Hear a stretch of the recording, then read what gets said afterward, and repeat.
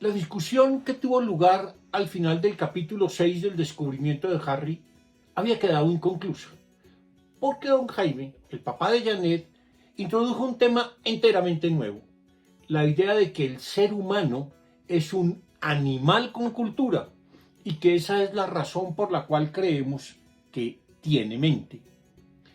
De acuerdo con ello, además, la diferencia entre el animal humano y los demás animales no es una diferencia entre dos seres que sean enteramente distintos, sino solo una diferencia de grado entre dos seres que pertenecen a un mismo género de seres, el de los animales. La explicación que dio de su tesis, sin embargo, resultó demasiado abstracta para Janet y sus compañeras. El capítulo 7 empieza cuando al otro día, a la hora del desayuno, don Jaime comprueba que su explicación ha resultado incomprensible y quiere volver al tema que abandonó la noche anterior. No solo no fue el mejor momento para ello, sino que esta vez lo que hizo fue todavía peor, pues en vez de explicar qué es un animal con cultura, introdujo una distinción que para las tres muchachas resultó aún más complicada: la que hay entre diferencias de grado y diferencias de especie. No hay, dice el papá de Janet, no hay una marcada diferencia neta entre la inteligencia del hombre y la de los animales. Es solo una diferencia de grado, del mismo modo que la diferencia intelectual entre un lactante y un adulto humanos no es más que una diferencia de grado. Pero lo que a don Jaime le parecía tan evidente, que hay diferencias de grado y diferencias de especie, no era evidente para Laura, Janet y María Fernanda. ¿En qué consiste esta distinción? Para entenderlo mejor, empecemos por algunos ejemplos. Las diferencias de talla que se dan entre dos personas son diferencias de grado, ya que se puede decir que una persona es más alta que otra. Las dos son altas, pero una es más alta que otra. Pues estamos hablando entonces del mismo asunto. Las dos personas tienen talla, pero la una tiene 1,60 y la otra 1,80 metros. Pero si miramos las diferencias entre el peso y la talla de dos personas, o incluso de una sola, estas ya no son diferencias de grado, sino diferencias netas, de especie, puesto que la estatura se mide en metros y centímetros, mientras que el peso se mide en kilos y en gramos. Creo que esta distinción se puede hacer mejor si simplemente hablamos de diferencias de cantidad o diferencias cuantitativas, pues tales son las diferencias de grado, y diferencias de cualidad o diferencias cualitativas. Estas son las diferencias de especie. De este modo, las diferencias entre el peso y la estatura, o entre los animales y las plantas, o entre las cosas bellas y las feas, son diferencias cualitativas, porque en estos casos estamos hablando de cualidades distintas por sí mismas. Mientras tanto, la diferencia entre medir 1,60 o 1,80 metros, o entre pesar 60 o 70 kilogramos, o entre sacar 80 o 90 puntos en un examen de 100, es una diferencia de grado, porque estamos hablando de cosas que pueden ser medidas en metros, en kilogramos o en puntos, pero que se refieren a una misma cualidad, sea esta la talla, el peso o el puntaje adquirido en un examen. Así, las diferencias de especie se dan entre órdenes diferentes de cosas, mientras que las diferencias de grado se dan entre dos cosas de un mismo orden. Pero más importante que las diferencias de grado y de especie es el modo como esto se aplica a la pregunta de si los animales tienen mente. Pues lo que afirma don Jaime es que la diferencia entre los otros animales y el animal humano no es una diferencia neta, porque también muchos animales tienen inteligencia, sino que es una diferencia de grado. Es decir, que tal vez el hombre sea más inteligente que otros animales, pero que no por eso deja de ser lo que es un animal. Los hombres y los demás animales son cosas del mismo tipo, del mismo género, son animales.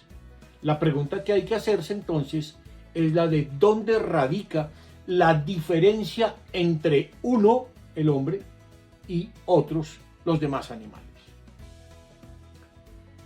La pregunta se puede responder mejor si miramos qué tipo de cosas pueden hacer los hombres y no pueden, en cambio, hacer los animales.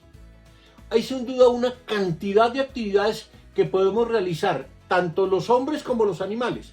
Por ejemplo, alimentarnos, crecer, reproducirnos, sentir, etc. Todo eso lo podemos hacer los hombres y los demás animales. Hay otras actividades, en cambio, donde es más difícil saberlo. Por ejemplo, ¿tienen sueños los animales? ¿Se ríen los animales? ¿Lloran los animales? Valdría la pena discutirlo con nuestros estudiantes y también con personas que hayan estudiado con mucho cuidado a los animales. Tal vez haya ciertas actividades que son exclusivas del hombre, como tomar decisiones morales o construir obras de arte, pero aún en estos casos se puede discutir el asunto. Pero la pregunta esencial persiste. ¿Dónde está la diferencia entre los animales humanos y los otros animales? En el manual Investigación Filosófica se nos propone una lista de actividades y se nos pide que examinemos si tales actividades las realizan a. Tanto los hombres como los otros animales. B. Solo los seres humanos. C. Solo los animales. O D. Ni los animales humanos ni los demás animales. Ahí están las 4 posibilidades.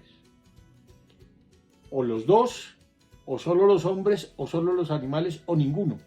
Y la lista que le proponen a uno examinar es interesante, es la siguiente. Repasémosla, vale la pena. 1. Reír. Eso lo hacen todos los animales, solo los hombres. Bueno. 2. Llorar. 3. Oxidarse. 4. Apostar.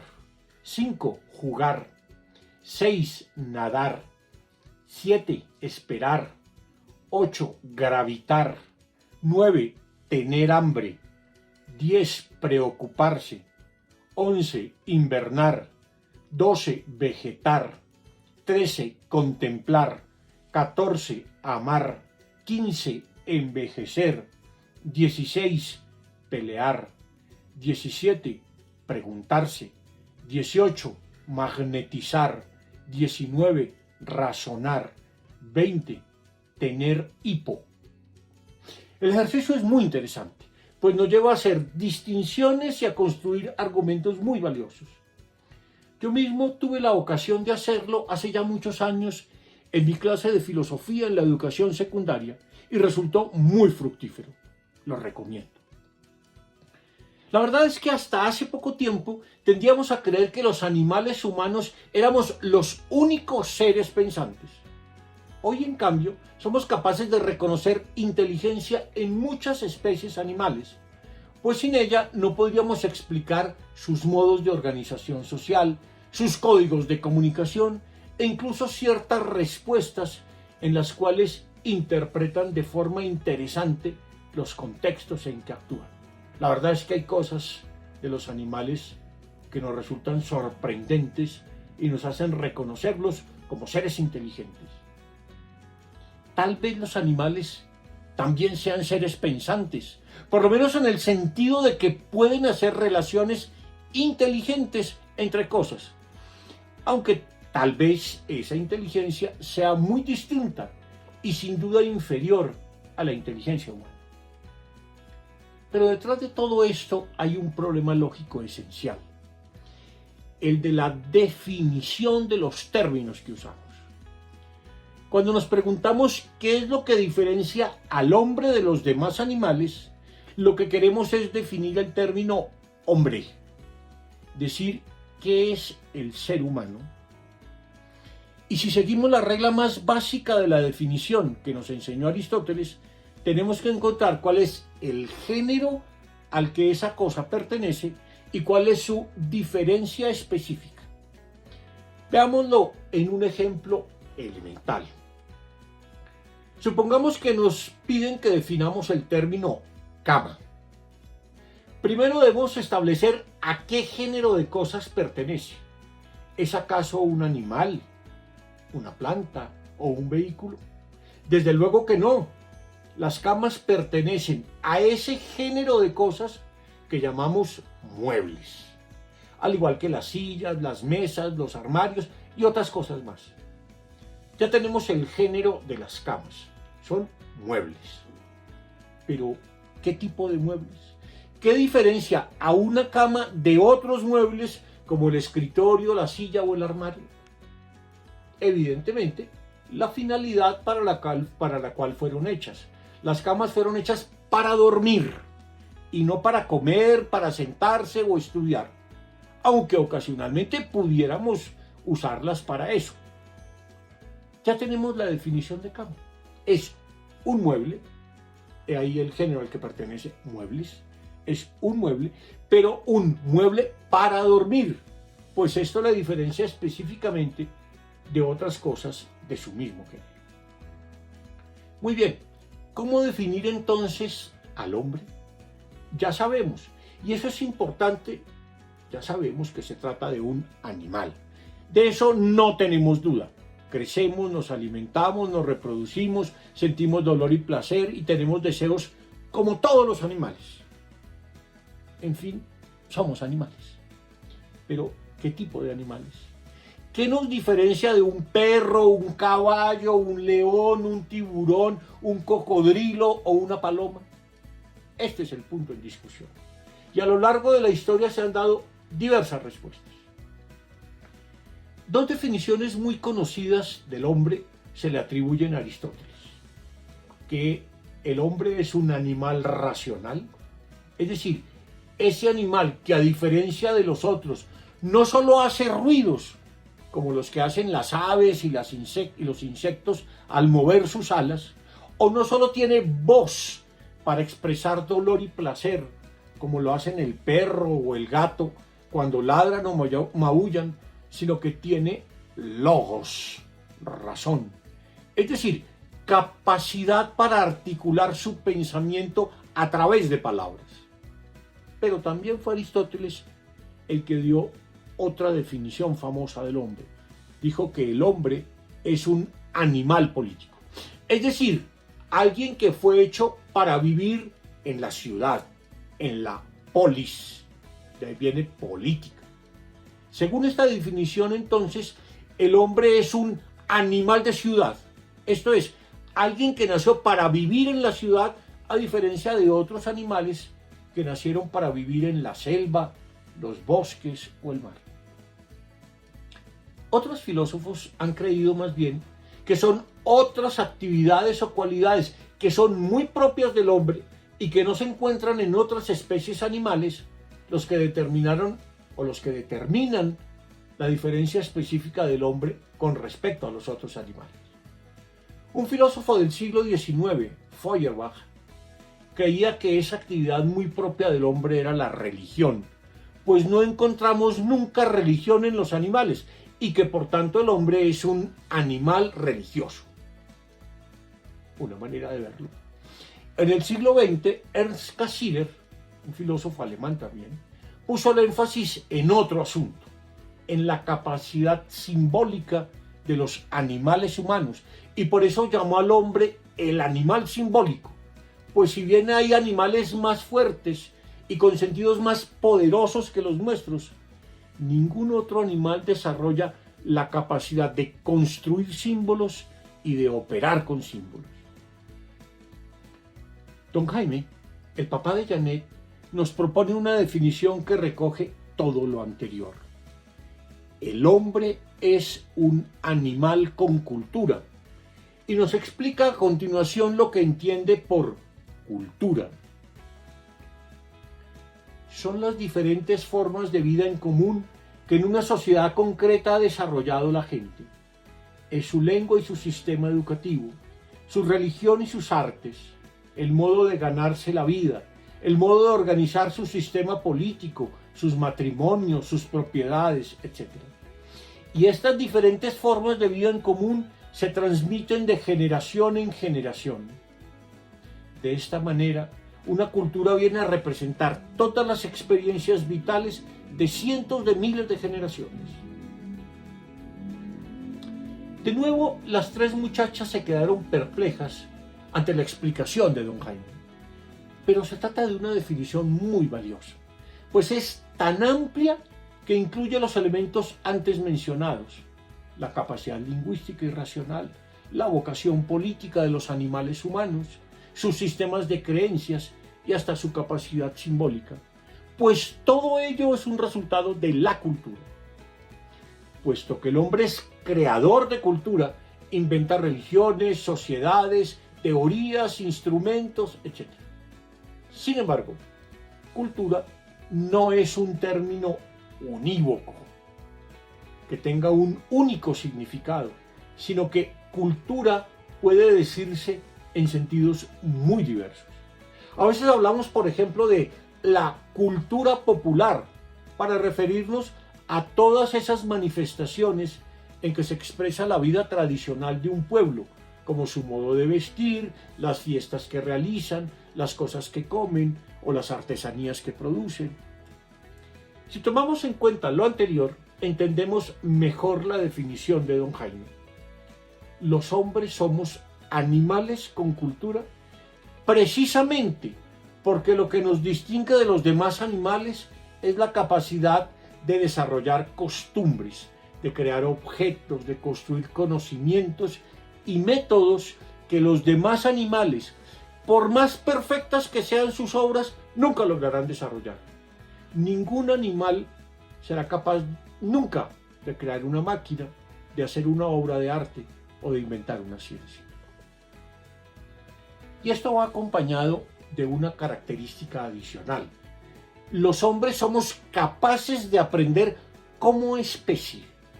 Sin duda, hay animales que desarrollan capacidades especiales a través del entrenamiento, pero esa capacidad que desarrolla un animal individual no se transmite a la especie. Supongamos un perro que aprenda a ladrar de una forma especial. Bueno, pues los hijos no adquieren esa capacidad. Aun si un animal aprendiera a hablar, esa capacidad no se transferiría a los otros miembros de su especie. Cosa distinta ocurre con las habilidades humanas, pues una vez un hombre aprende algo, eso pasa como legado a generaciones posteriores. Su aprendizaje es transferible a otros campos, a otros lugares, a otros tiempos. Los hombres no solo aprendemos como individuos, aprendemos como especie. Y además, inventamos cosas que no existían en el mundo, sino que solo llegan a ser a través de nuestro ingenio. Inventamos objetos, máquinas, obras de arte, instrumentos tecnológicos y muchas cosas más. Y también inventamos instituciones, e inventamos teorías, y todo eso porque no nos limitamos a sobrevivir, sino que al vivir en sociedad creamos formas distintas de vivir e instituciones de gobierno que se van transformando a lo largo de los siglos. Y no solo eso, somos capaces de inventar teorías y de producir pensamientos que trascienden las épocas y los siglos. Lo que aprendimos de personajes tan importantes como Aristóteles, Leonardo da Vinci o Charles Darwin es ahora, varios siglos después, un patrimonio de toda la humanidad. La definición de don Jaime, además de amplia y bien elaborada, termina siendo muy ilustrativa por el uso de un ejemplo sencillo, el de viajar por la tierra y por el mar. El hombre nació y vive en la tierra, pero puede viajar por el agua nadando como los peces o construyendo barcos o incluso submarinos.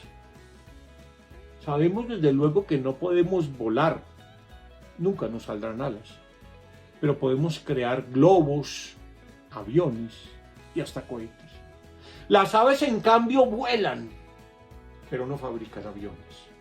Y los peces viajan por el agua, pero no construyen barcos, y menos aún submarinos.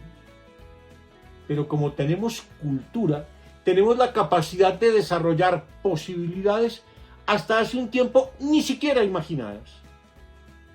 ¿Podría imaginarse a alguien hace 2 siglos los aviones de hoy? ¿O sabría una persona del siglo XIX lo que es navegar por internet? La explicación de don Jaime no solo resulta interesante, sino que nos ofrece una enseñanza básica sobre un elemento clave de la lógica, la definición de los términos que usamos. Si queremos pensar de forma clara, ordenada, precisa, un requisito esencial para eso es este: debemos definir los términos que usamos. Y don Jaime nos enseña aquí la regla más fundamental de la definición, que consiste en estos 2 pasos básicos. 1. Intente precisar cuál es el género al que pertenece aquello que quiere definir. Y 2. Determine a continuación cuál es la diferencia específica que tiene eso que estamos por definir con respecto a las otras cosas de su mismo género. Aquí están los 2 elementos claves que debemos tener siempre en cuenta a la hora de definir un término: el género y la diferencia específica. Si tomamos esto en cuenta, entenderemos además que definir es una forma de enfrentar muchos problemas que nos impiden pensar mejor. Es una forma de enfrentar la vaguedad, la confusión, la irrelevancia, la imprecisión e incluso ciertas falacias o errores de razonamiento que surgen de confusiones lingüísticas. Don Jaime tal vez no sea el mejor explicándoles sus ideas a los jóvenes, pero al menos tiene claro que si queremos pensar lógicamente, definir los términos que usamos es una condición esencial.